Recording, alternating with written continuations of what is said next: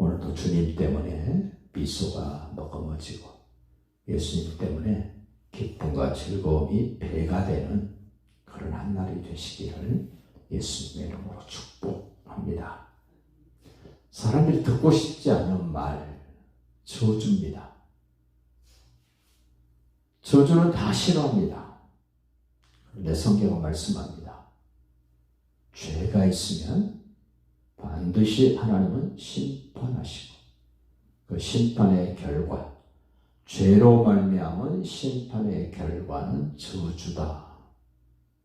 저주는 단순히 말로만 저주로 끝나지 않고 그 저주에 형벌이 따라오는데 그 죄로 말미암은 형벌은 영원한 지옥 형벌이다. 이렇게 성경은 말씀을 합니다.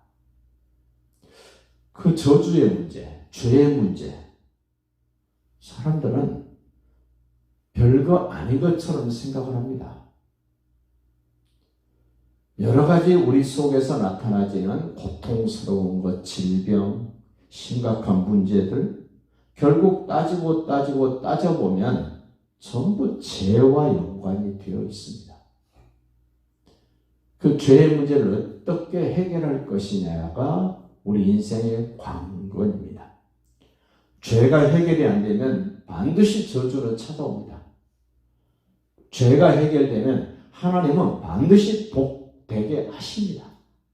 문제는 하나님과 나 사이에 얽혀있는 죄의 문제를 어떻게 해결하냐는 겁니다. 성경은 이렇게 말합니다. 아브라함에게, 아브라함아, 내가 너를 우상 섬기는 갈대우르에서 불러내서 내가 약속의 땅으로 너를 들여보낼 텐데 너를 저주하는 자에게 내가 저주하고 너를 축복하는 자에게 내가 복을 주겠다. 복의 통로가 될 아브라함을 누가 저주하겠습니까? 하나님 모르는 사람들이 저주합니다. 예수님 모르는 사람들이 저주를 합니다. 그들에게는 하나님이 저주하신답니다. 아브라함을 축복할 수 있는 사람, 믿음의 통로가 된, 믿음의 조상이 된 아브라함을 축복할 수 있는 사람은 분명히 하나님을 알고 예수를 아는 사람들은 그 믿음을 가진 사람들을 결코 저주하지 않고 축복할 것입니다. 그리하면 내가 그 사람에게는 복을 주시겠다. 우리는 이삭이 낳았던 에서와 야곱을 생각하면서 아버지로부터 축복을 받고 싶은데 야곱은 자기가 잘못한 죄로 말미암아 아버지가 축복은 그냥 저주할까 봐서 어쩔 줄 몰라하고 있을 때 그 어머니 리브가가 야 아들 너 뭘 그렇게 망설이고 뭘 그렇게 두려워하냐? 네 아버지가 너를 저주하면 그 저주는 내가 담당해 줄 테니 너는 가서 아버지로부터 축복을 받다 와. 야곱에게서의 저주의 문제가 해결이 되자마자 그는 아주 기쁨으로 달려갑니다. 아버지로부터 엄청난 축복을 받아 나옵니다. 에서는 저주의 문제를 담당해 줄 사람이 없습니다. 결국 에서는 펑펑 웁니다. 저주의 문제를 해결해 줄 수 있는 사람이 있느냐 없느냐가 내 인생에서 얼마나 중요한가를 그 야곱과 에서를 보면서 느낄 수 있습니다. 성경은 이렇게 말합니다.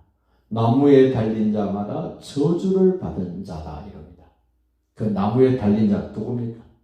예수님께서 나의 죄의 문제, 나의 저주의 문제, 심판의 문제, 영원한 지옥 형벌의 문제를 해결하기 위하여 여인의 후손으로 오신 예수님이 기꺼이 나의 죄를 해결하기 위하여 십자가에 달려 피 흘려 죽으셨습니다. 그 예수로 말미암아 죄의 문제가 해결됐기 때문에 저주의 문제가 해결됐습니다. 심판의 문제가 해결됐고 영원한 지옥 형벌이 해결됐습니다. 이 신명기 28장에서 너에게 복을 주시는 분이 누굽니까? 하나님이십니다. 너를 저주하시는 분이 누굽니까? 하나님이십니다. 그 하나님과 나 사이에 예수님이 없으면 고스란히 죄로 말미암아 저주를 받습니다.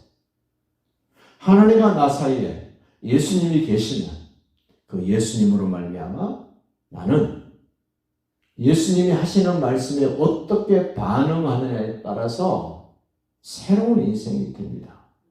오늘 15절 보십시오. 내가 만일 내 하나님 여호와의 말씀을 순종하지 아니하여 복을 받을 사람은 하나님의 말씀을 삼가 듣고 청종하여 순종하는 사람. 근데 여기는 하나님의 말씀을 듣고 순종하지 아니하면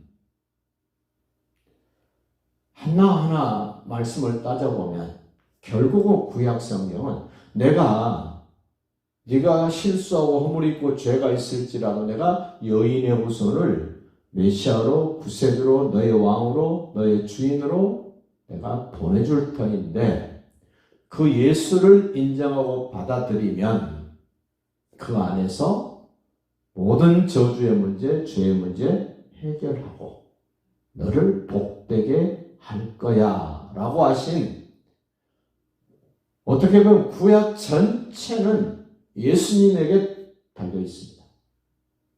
예수님을 내가 어떻게 인정하고 받아들이냐, 어떻게 반응하냐에 따라서 달라집니다. 내가 오늘 내게 명령하는 그의 모든 명령과 규례를 지켜 행하지 아니하면 이 모든 저주가 내게 임하여 내게 이룰 것이다. 하나님의 말씀을 따르지 않으면, 하나님의 말씀 중에 말씀, 내가 여인의 후손 보낸다, 너의 왕이다, 너의 주인이다, 너 어떻게 할래?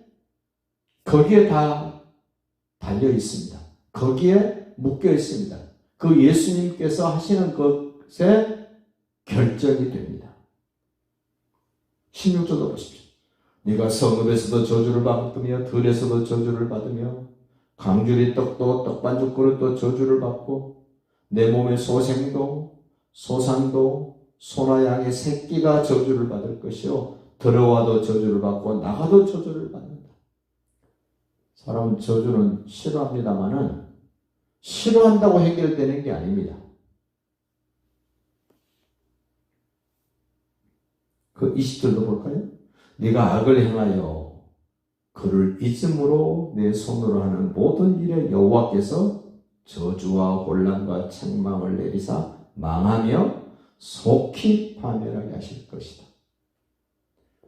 그 무시무시한 그 저주, 하나님의 심판, 멸망, 지옥 형벌이 왜 옵니까?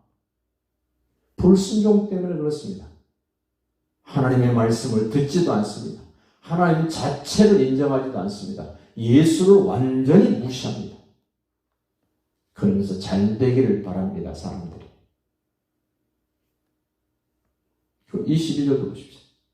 여호와께서 폐병과 열병과 염증과 학질과 한재와 풍재와 썩은 재앙으로 너를 치시리니 이 재앙들이 너를 따라서 너를 진멸할 것이라. 그냥 망할 정도가 아니고 파멸 정도가 아니고 진멸한답니다. 진멸. 하늘에서 비를 주셔야 되는데 비는커녕 24절 여호와께서 비 대신에 틱불과 모래를 내 땅에 내리시리니 그것들이 하늘에서 내 위에 내려 마침내 너를 멸하리라.